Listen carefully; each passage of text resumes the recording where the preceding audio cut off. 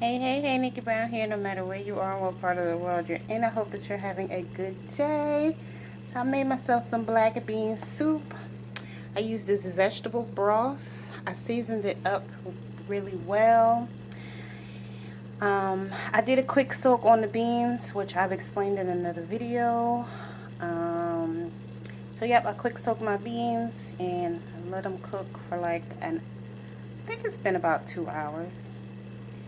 Um, And now I'm gonna plate them up and show you what that looks like, my black bean soup. Alright y'all, here it is all plated or bowled. And I put a few tortilla chips in there.